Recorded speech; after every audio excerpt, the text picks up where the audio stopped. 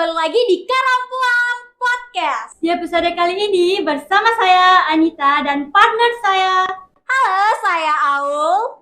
So, kali ini kita kedatangan bintang tamu yang merupakan Kepala Madrasah Negeri 2 Sinjai. Nah, beliau ini juga pernah menjadi tenaga pendidik di MAN 1 Sinjai. Siapa lagi kalau bukan Bapak Muhammad Ansar SAG.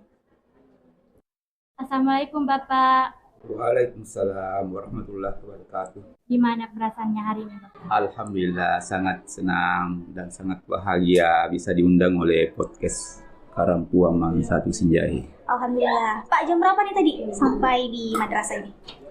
Tadi sampai jam 10.45. Jam 10.45. Iya. Undangannya kan jam 11 kan? Iya, Pak.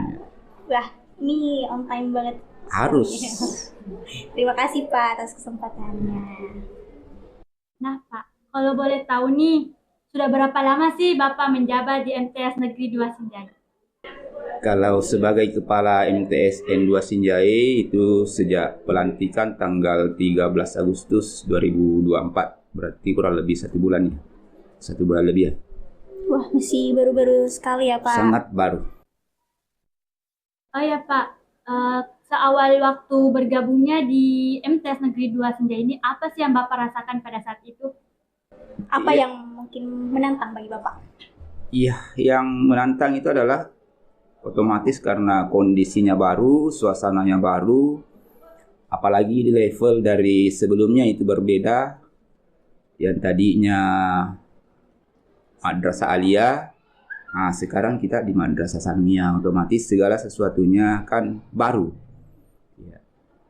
Itulah yang membuat menjadi tantangan buat saya dalam hal beradaptasi dengan segala kondisi yang baru tadi. Tapi alhamdulillah dengan support dan dukungan teman-teman di MTS N2 maupun teman-teman yang ada di MAN 1 Sinjai, alhamdulillah adaptasi itu bisa cepat teratasi dan alhamdulillah sekarang sudah bisa beradaptasi dengan teman-teman yang ada di MTS N2. Alhamdulillah Pak ya, mendapat lingkungan yang cukup positif juga di Alhamdulillah. sana. Nah, Boleh nggak nih Pak, Bapak ceritakan sedikit tentang gimana sih gaya kepemimpinan Bapak di sana? Kalau berbicara gaya kepemimpinan, saya akan mencoba menerapkan gaya kepemimpinan demokratis. Jadi segala sesuatu kebijakan yang kami ambil itu harus atas dasar pertimbangan dari semua stakeholder yang ada di lembaga itu, termasuk peserta didik, melalui perwakilannya baik itu di MPK maupun di OSIM. Jadi saya ingin menerapkan gaya kepemimpinan seperti itu, yaitu menggunakan gaya kepemimpinan demokratis. Jadi segala sesuatu itu harus atas pertimbangan semua stakeholder yang ada. Sekalipun penentuan kebijakannya itu berada di tangan saya, tetapi tidak serta-merta bahwa saya harus menetapkan seperti ini, tetapi harus memintai dulu pandangan, persetujuan, pendapat dari semua stakeholder yang ada. wah gaya kepemimpinan yang cukup menarik ya Pak. Iya. Nah, bagaimana tuh Pak tanggapan guru-guru di sana atau siswanya terhadap gaya kepemimpinan yang Bapak terapkan? Alhamdulillah, bukan cuma guru-guru dan siswa, tapi lembaga di luar itu termasuk komite madrasah atau majelis madrasah sangat mengapresiasi apa yang kami terapkan. Bahkan sampai detik ini saya ingat ada yang sampai detik ini merinding bulu-bulu saya kalau saya dengarkan kata-kata dari ketua majelisnya. Salah satu kata-katanya bahwa sejak dia bergabung dengan madrasah baru kali ini, katanya ada hal yang akan diambil oleh madrasah, kebijakan yang akan diambil oleh madrasah melibatkan ketua komite. Yang sebelum-sebelumnya saya tidak tahu, tapi yang jelas beliau menyampaikan bahwa baru kali ini ada kepala madrasah yang akan mengambil sebuah kebijakan itu meminta pertimbangan kepada ketua majelis atau ketua komite. Begitu pula terhadap guru-guru. Dalam hal pengambilan kebijakan-kebijakan yang kami tempuh, guru-guru sangat mengapresiasi. Ya, termasuk siswa juga seperti itu. Karena begitu saya masuk, saya inventaris organisasi siswa melalui lembaga yang ada. Satu-satunya lembaga yang ada di madrasah itu adalah OSIM. Kami inventaris semua organisasi-organisasi bawah OSIM, kami kumpulkan, dan alhamdulillah mereka semua sangat apresiasi apa yang kami lakukan. Gitu. Alhamdulillah Pak. Nah, pasti perjalanan Bapak sehingga bisa menjadi kepala di MTS Negeri 2 Sendai ini tentu tidak mudah bagi Bapak. Nah, bagaimana sih proses Perjalanan karir Bapak kita bisa sampai sehingga sampai menjadi kepala madrasah. Gitu ya. Kalau dibilang mudah, tidak juga, dibilang sulit, tidak juga. Artinya dalam mengikuti suatu proses, buat saya pribadi ini proses untuk menjadi kepala madrasah itu kan diawali dengan proses seleksi di tingkat kabupaten melalui pendaftaran di Reform Madrasah yang ada di kementerian kita. Kami mendaftar melalui jalur itu dan alhamdulillah kami lolos seleksi baik administrasi maupun tes kompetensinya. Sehingga setelah lolos dari situ kami mengikuti diklat calon kepala madrasah selama 3 bulan. Mulai Desember sampai mulai Februari berakhir di bulan April tahun 2023. Setelah selesai dari diklat itu tidak serta-merta langsung diangkat menjadi kepala madrasah. Tetapi melalui lagi suatu seleksi melalui uji kompetensi ASN yang dilaksanakan oleh kami Kementerian Agama Provinsi Sulawesi Selatan.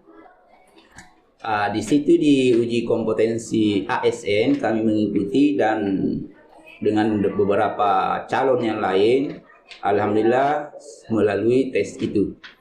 Setelah melalui uji kompetensi itu masih ada satu tahapan, yaitu tahapan wawancara dengan para penentu kebijakan yang ada di Kementerian Agama Provinsi Sulawesi Selatan. Dalam wawancara itu, hasil wawancara itulah yang mungkin para pewawancara merekomendasikan terhadap nama-nama yang akan diusulkan menjadi kepala madrasah. Sehingga proses-proses ini kami lalui, tetapi kami tidak pernah merasa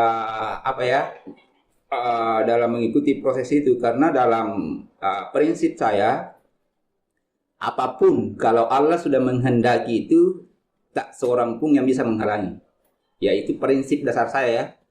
Jadi kalau Allah sudah menetapkan bahwa saya akan menjadi kepala madrasah, tak seorang pun yang bisa menghalangi. Iya Pak, betul sekali. Pak Kanwil pun tidak bisa menghalangi kalau Allah menghendaki itu. Iya. Jadi itu prinsip saya. Begitu pula sebaliknya. Kalau Allah menghendaki kita tidak di situ, siapapun yang mengurus kita, siapapun yang mendampingi kita, apapun yang kita lakukan sekalipun itu di luar prosedur, itu tidak akan jadi-jadi kalau Allah tidak menghendaki. Saya kira seperti itu ya. Iya Pak, wah cukup. Ini ya perjalanan karirnya sangat penuh dedikasi. Alhamdulillah. Jadi apa nih yang paling Bapak syukuri dari menjadi seorang tenaga pendidik langsung bisa menjadi kepala madrasah? Kalau menjadi kepala madrasah, sesungguhnya kalau dari segi mensyukurinya, sejak kami mendapat undangan pelantikan bukan kata syukur yang kami sampaikan, tapi kami langsung menyampaikan setelah mendapat undangan pelantikan di malam tanggal 13 Agustus. Kami langsung menjawab undangan itu dengan kata-kata inna lillahi wa inna ilaihi raji'un.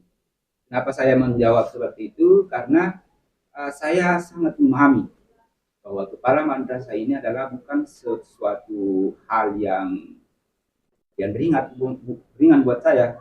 Karena ini adalah suatu tantangan, ujian, amanah yang harus kami tunaikan. Seorang yang dikasih amanah yang berat langsung mensyukurinya tanpa ada upaya-upaya untuk melaksanakan amanah itu dengan sungguh-sungguh, saya sesuatu yang berlebihan. Jadi mungkin tidak berlebihan kalau saya pribadi menyampaikan bahwa atas amanah ini kami menyampaikan inna lillahi wa inna ilaihi raji'un. Nah, saya sangat merasakan berat menjadi pemimpin. Karena pemimpin itu adalah menjadi panutan, contoh, teladan bagi semua stakeholder yang ada di lembaga yang kita pimpin. Ya. Jadi kalau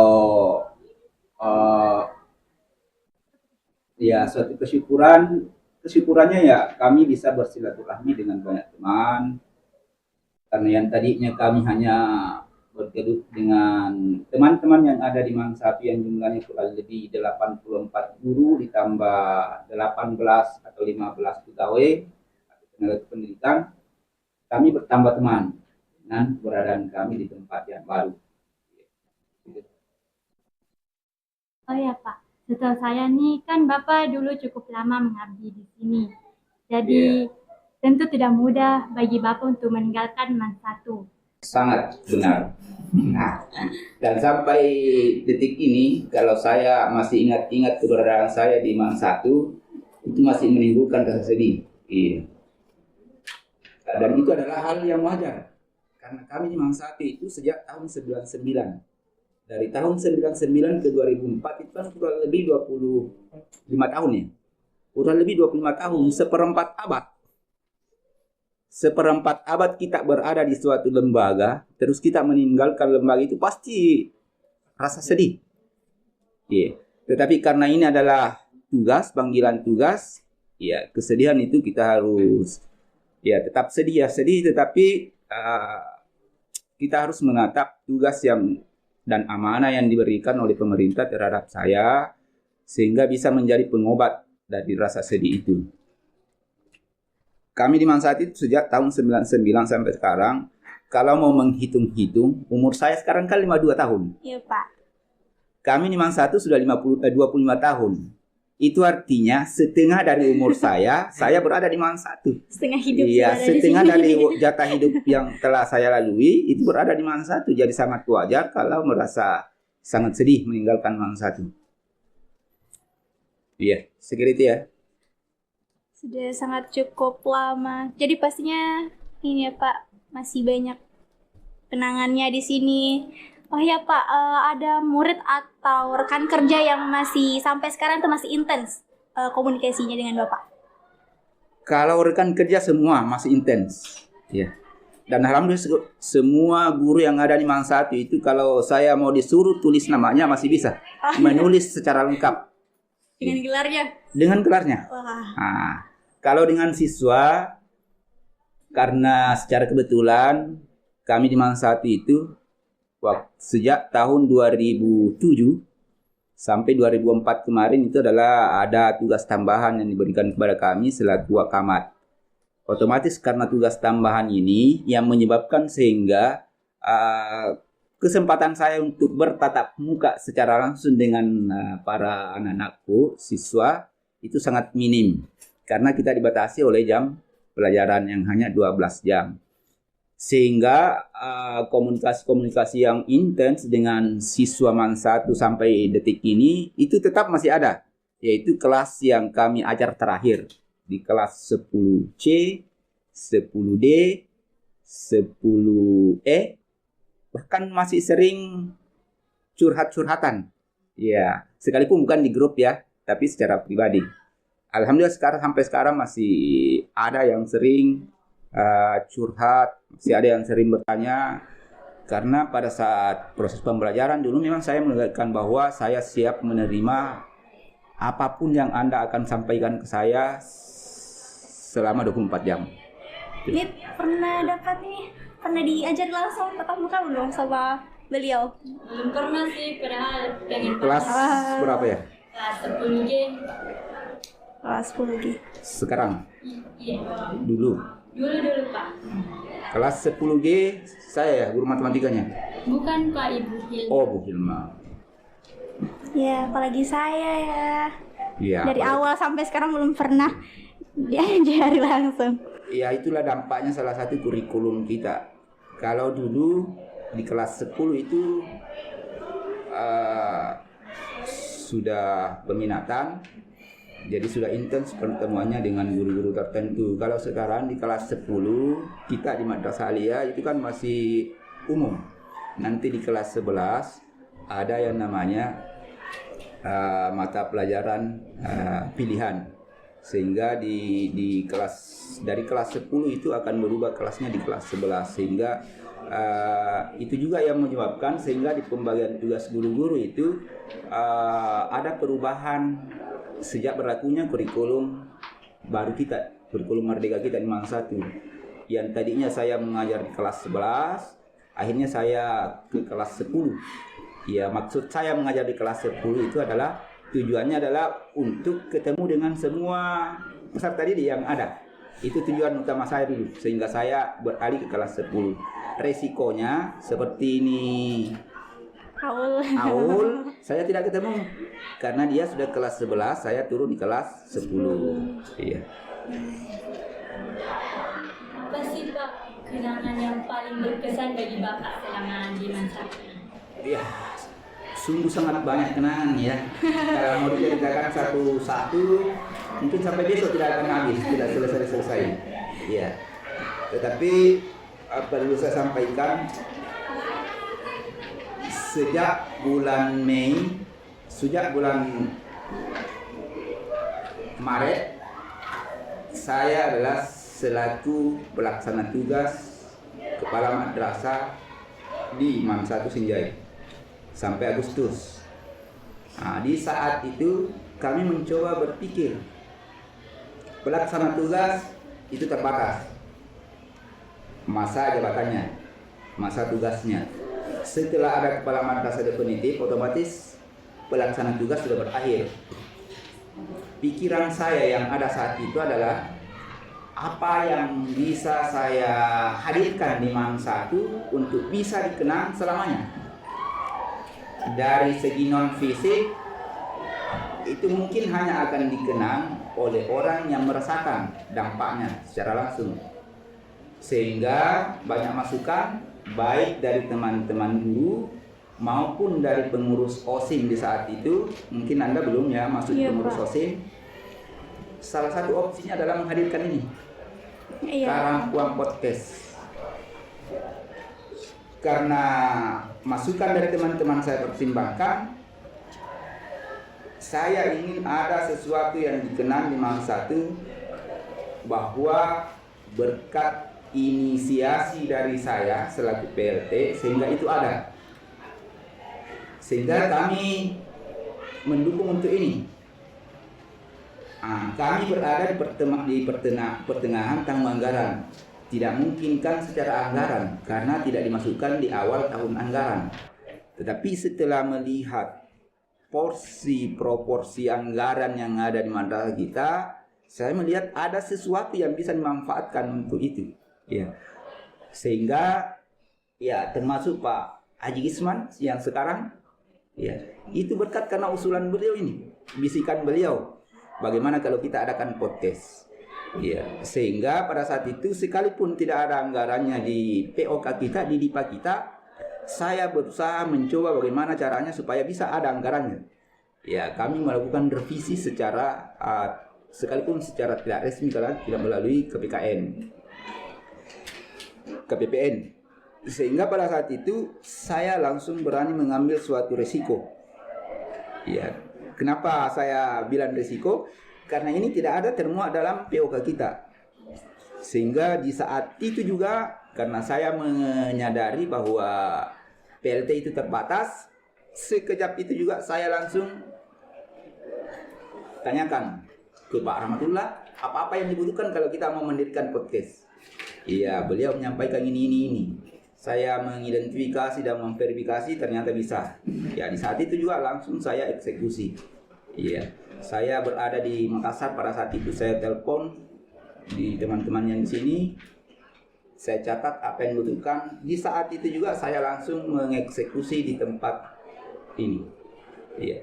Sehingga Bukan berarti bahwa saya mau dianggap bahwa atas inisiatif saya sehingga ada podcast Imam Satu, tetapi sekedar ingin berbagi bahwa podcast ini lahir karena ini usulan dari teman-teman atas pertanyaan satu saya. Apa yang bisa menjadi kenangan di Man Satu sejak kami menjadi pelaksana tugas sebagai kepala Man Satu sehingga lahir ini. Iya, saya kira itu ya. Kalau berbicara kenangan, sungguh sangat banyak kenangan, terutama kenangan terhadap para siswa. Kita itu guru sangat enjoy. Kenapa saya bilang? Karena beda dengan pegawai. Setiap tahun berganti apa yang kita hadapi. Dan alhamdulillah stoknya di Man Satu siswa cantik-cantik dan ganteng-ganteng. Insya Allah. Ya, memberikan motivasi terhadap para guru untuk melangsungkan proses pembelajaran. Itu adalah suatu kenangan juga yang tidak mungkin kami lupakan. Tuh. Oke Pak. Ini terakhir dari saya nih Pak. Harapan Bapak untuk Man Satu ke depannya. Harapan saya Man Satu ke depan itu bisa menunjukkan eksistensinya, apalagi kita sebagai madrasah aliyah plus keterampilan. Madrasah aliyah plus keterampilan itu diharapkan menjembatani para peserta didik untuk mengembangkan bakat dan minatnya. Nah, cuma disadari masih terbatas karena jenis keterampilan yang kita siapkan itu hanya 3, jaringan komputer, tata boga, dan tata hias atau busana. Sekalipun masih banyak potensi-potensi lain yang mungkin patut dikembangkan. Dan insya Allah kalau ini dikembangkan, ini bisa menjembatani para siswa untuk mengembangkan bakat dan minatnya. Dan harapan kedua, semoga Man Satu ke depan bisa menjadi mendunia lah. Lebih mendunia lagi. Berkat Karampuan Podcast. Amin. Ya, karena Karampuan Podcast insya Allah akan mensosialisasikan ini. Dan kesyukuran saya ini adalah anggap sebagai suatu keberkahan karena diundang. Ya, sempat mempromosikan madrasah saya, Madrasah Sanawiyah Negeri 2 Sinjai Borong, yang berada di gunung sana, tetapi insya Allah tidak akan ketinggalan dari segi teknologi, kemajuan teknologi dan informasi yang ada. Iya. Oh ya Pak, terakhir lagi sedikit nih Pak, pesan khusus untuk para siswa-siswa yang masih di sini. Ya, pesan saya baik kepada teman-teman guru yang ada di Man Satu, kepada para pendidik yang ada di Man Satu, karena guru itu adalah sesuatu yang mulia. Guru itu adalah kaya tanpa memiliki, memberi tanpa kehilangan, berjuang tanpa pasukan, berperang tanpa senjata. Semakin banyak memberi, itu akan semakin bertambah. Ilmu yang kita berikan itu akan semakin bertambah. Itulah esensinya kaya tanpa memiliki. Karena ilmu tidak bisa diraba secara panca indera, itulah yang dimiliki oleh guru. Jadi mungkin himbauan saya kepada guru-guru yang ada di Man Satu, tanamkan kita adalah sebagai profesi yang mulia, dan insya Allah kita adalah menjadi panutan buat para peserta didik kita. Untuk anak-anakku, para siswa Man Satu Sinjai, sampai detik ini hubungan emosional saya dengan para siswa yang ada di Man Satu itu masih terjalin kuat. Oleh karena itu, kepada para siswa, mari kita menunjukkan ke dunia luar bahwa kita adalah siswa madrasah. Ada perbedaan antara siswa madrasah dengan siswa sekolah. Siswa madrasah harus menonjolkan semua lini kehidupan kita dihubungkan dengan pengamalan Agama. agama kita. Dan sangat berharap dalam mengamalkan agama kita, mari kita mengamalkan secara moderat. Tidak ke kanan, tidak ke kiri, tidak berlebihan, menghargai orang lain, menghargai penganut agama lain, apalagi sesama penganut agama dalam hal menjalankan syariat agama yang kita yakini. Segera itu. Oke, terima kasih Pak. Syukran. Pak nggak sadar nih Pak, kita sudah sampai di penghujung episode kali ini. Terima kasih atas waktu dan kesempatannya sudah bisa hadir di podcast kita kali ini. Terima kasih. Dan terakhir, sebagai penutup mungkin Iya, saya. boleh Pak.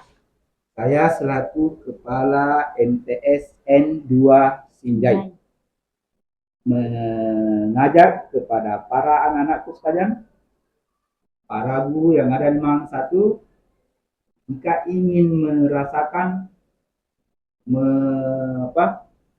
menikmati sejuknya alam, mari datang ke tempat saya di Borong. Insya Allah. Apalagi di Borong itu ada banyak destinasi wisata yang bisa kita gunakan. Soalnya perasaan Anda akan menjadi sejuk. Pasti Pak, itu pasti.